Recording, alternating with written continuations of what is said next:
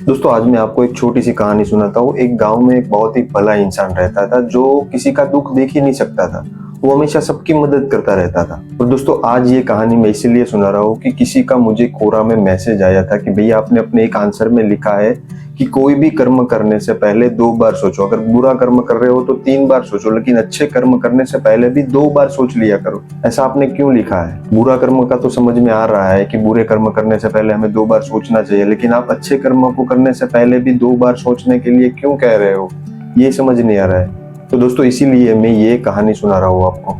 तो वो भला आदमी अपने आसपास किसी का दुख नहीं देख सकता था, इसीलिए वो हमेशा सबकी मदद करता रहता था।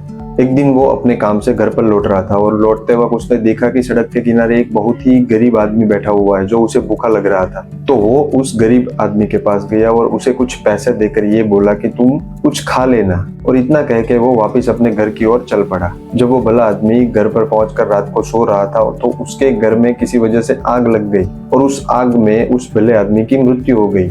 और जब मृत्यु के बाद जब वो यमराज के पास पहुंचा तब उसने पूछा कि भगवान मेरी मृत्यु इतनी दर्दनाक कैसे हो गई? मेरी मृत्यु इतनी दर्दनाक क्यों हुई? मैं तो हमेशा सबकी मदद करता था, मैं तो हमेशा सबका भला सोचता था, मैं तो हमेशा भला ही करता था, तो मेरी मृत्यु इतनी दर्दनाक क्यों हुई?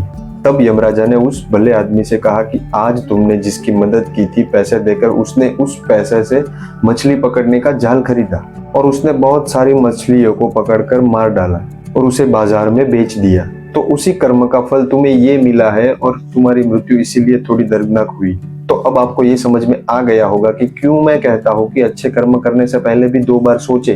और अगर आपके कर्म से एक आदमी का भला हो रहा है लेकिन 100 आदमी का बुरा हो रहा है तो वो कर्म बुरा ही हुआ। तो इसीलिए कहता हूँ कि जब भी कोई अच्छा कर्म करो तो उससे पहले 2 बार सोचो, और बुरा कर्म करो तो 3 बार सोचो, उसके बाद ही अपने कर्म को आगे बढ़ाओ।